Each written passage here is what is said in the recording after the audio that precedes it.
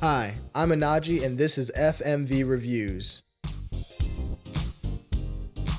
Hello, everybody. This is Anaji. Welcome back to FMV Reviews, and we are coming at you with the newest action movie, Jiu Jitsu.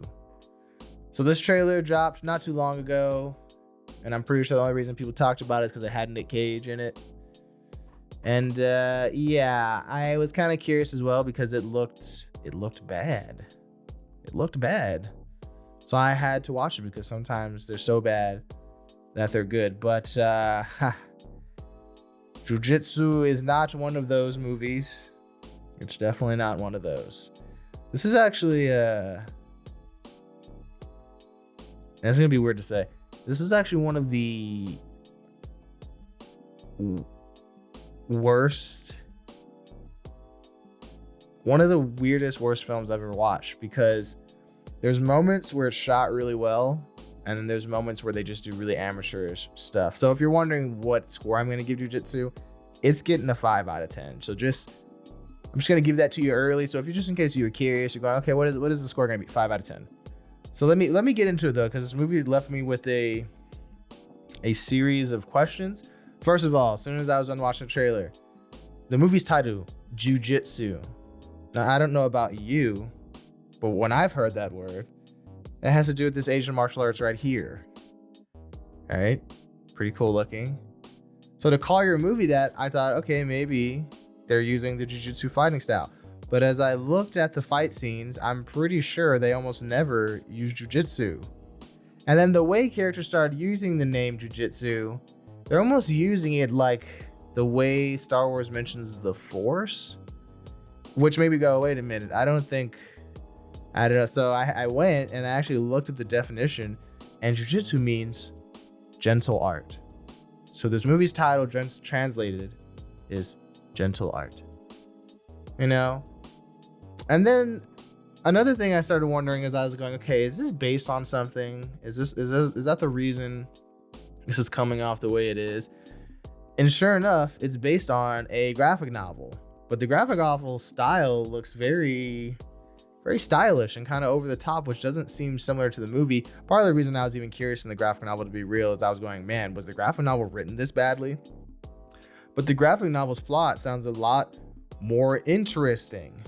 But once I discovered it was a graphic novel, it made a lot more sense why this movie has these awkward comic book filter, like on Windows Movie Maker, comic book filter segments that transition the live action scenes. It breaks the immersion so hard and it looks so bad. Here, look at this one. That's the intro to the movie. As soon as it did that, I went, oh, what's going on? But there are times where it actually ruins even the tiny moments the movie has any tone going on for it, like right here.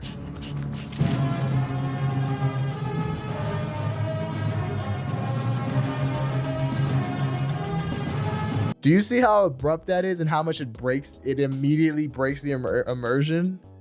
Yeah, this movie, I'm gonna tell you right now, this movie is full of things just like this, but let me take you down the journey. Here we go. Okay, the main character, right? The main character has no charisma. He has a great action movie look. I don't know who this guy is, but he cannot act. They do this thing, and I always get a little hesitant when movies try to use this trope of the person with amnesia, but they have deadly fighting skills.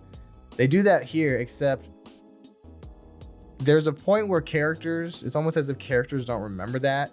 So characters ask him constantly, basically this. Cracks.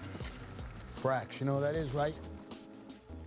But they don't just do it once. They keep doing it, even though when it becomes clear that everyone knows that he can't remember who he is. And one of the other bad parts too is because he has amnesia, he has no character, right? So look at this scene right here. He's being interrogated. He's confused. He doesn't have any memory, but just because you don't have any memory doesn't mean you don't have any characteristics. But my man cannot act. I've got a problem with that. Are you Ronin? Work for hire? Did you sneak in the yellow cake, or are you in it deeper? Cake.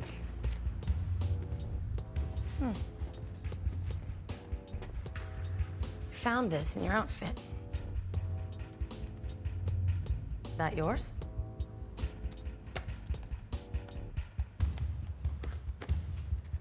Yeah, thanks.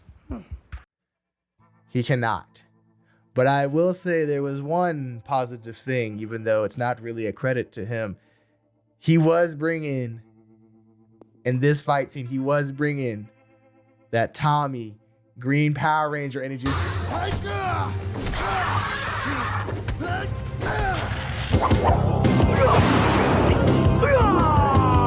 Also, my Asian homie right here, Rick Yoon. I've seen this guy in a couple movies. Hollywood, I have a question. How come this man who looks like this and who has action star good looks, why is he in this movie? Let's just be real. Let's just be real. I've always known there's kind of been a weird thing against Asians, especially in Western culture, especially in film. But this guy has a great look. He should be doing more. You know, and if you want some extra little, what is Najee talking about here? I'm gonna post in the link. This guy Pierre XO did a fantastic video on Asian discrimination, so check that out if you're curious. I didn't know Boots Riley was in this movie. No, I'm joking. But for 1 second, I did look at them. They look the same, a little bit. But this guy's name's Eddie Steeples, and unfortunately, he is playing the stereotypical black comic relief guy. He literally just comes in, says what's supposed to be funny stuff, but really isn't, and then dips out of the movie. You can definitely tell whoever made this film, their sensibilities are from the 90s or the 80s, because we've gone past that trope, hopefully. Yes. But let's get into the real reason why people even wanted to watch this movie in the first place, and that is because of the legend of Nick Cage. And this movie does not disappoint. When Nicolas Cage properly comes into this film, it's perfect. He comes in looking like this.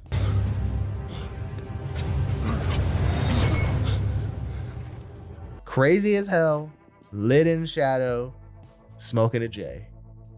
I couldn't think of anything more perfect. Also, this little fight scene that they have where he's becomes, I'm going to call him Sifu Cage. Great. It's great because it's so bad. Clearly, he's not doing these action moves, and anything he is doing, you can tell he's not trained for it. So let's talk about its proper name is Drax, but we already know its real name. The spaceman. Greetings. I'm the spaceman. This monster looks like something out of Power Rangers. Look at it. It doesn't look. It's not scary, but they think it is, and they also keep zooming in on its like face. But the face is not scary. The face looks like the thing where you put the pantyhose. It was a meme thing where they put the pantyhose over your face and they pull it up and look. See, that's supposed to be scary. Come on now. Come on. And now, you might have gone, okay, I don't care about any of that. I came in because I saw martial arts in it. And I'm going to tell you right now, from one martial arts movie fan to another, even of the cheap, straight to DVD variety, this movie's fight range from okay to bad. Okay to bad. Here, look at some of these.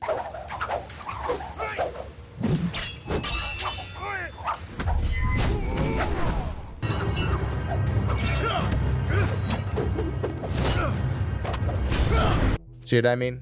The only person who has legitimately good fight scenes, well, the best fight scenes, is Tony Jaa.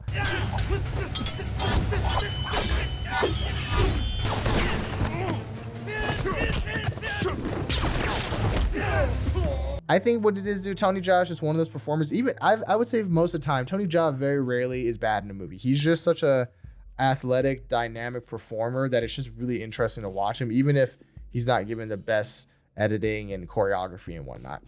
But I will say something about this film. At a certain point, especially when I was getting towards the end and reflecting on this movie kind of just feels like a stunt performer reel. Sometimes stuntmen will do this thing where they'll kind of do a compilation of their best stunts and things they can do.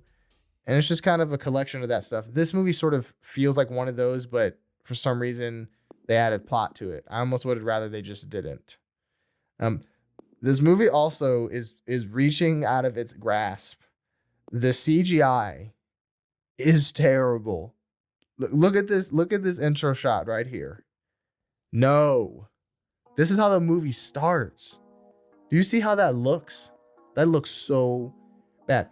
They also use CGI in little moments to enhance the fight scenes, but they look bad, like right here. As soon as you see CGI blood, I thought we were over this. Why do we keep using CGI blood? Don't. It looks bad. And also when they did this right here, y'all did the Matrix effect. You know how played out the Matrix effect is? Come on now. Come on. And this movie also, you could tell whoever the filmmaker is, they're experimenting. So the movie changes visual styles in terms of cinematography several times. So clearly this director has a thing for oneers. As you can see here, Tony Jaa gets a lot of these. But these happens a couple of times, one after another, which is a little like, you already gave me one. But then the second time when it does it, it becomes a hardcore Henry kind of effect, which then awkwardly transitions into not hardcore Henry back into hardcore Henry. They were trying something. Also, they do this sort of effect where it's almost like the camera's locked on someone's face as they're running around and the world's moving around them. They do that effect, but they only do it one time, so it's kind of a little odd. They also try to do the epic 3 take, and I say what this is okay, right here.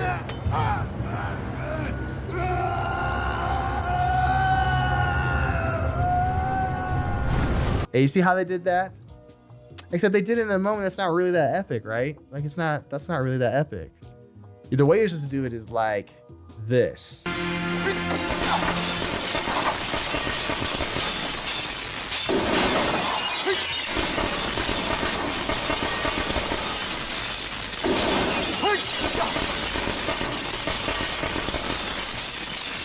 See how good that was? Also, at a certain point in this movie, clearly the creator of this was a fan of the Fast and Furious, because this technique that the Fast and Furious does right here,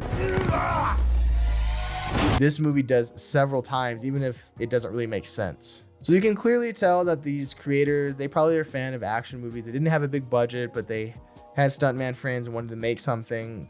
So they made this movie, Jiu Jitsu, and it's just not well done. They tried to stitch together a bunch of their influences like Mortal Kombat, Predator. It just doesn't work.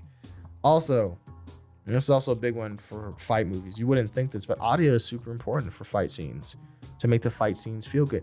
This movie's audio is really odd. It sounds like everybody's dubbed over in English, even though their mouth is matching it, but their voices don't seem like they're actually in the environment that they're in. I know this is really nitpicky, but you audio people, if you watch this movie, you know what I mean. And also it makes it with the fight scenes are lacking punch. Like listen to some of the effects of the hits in some of these scenes.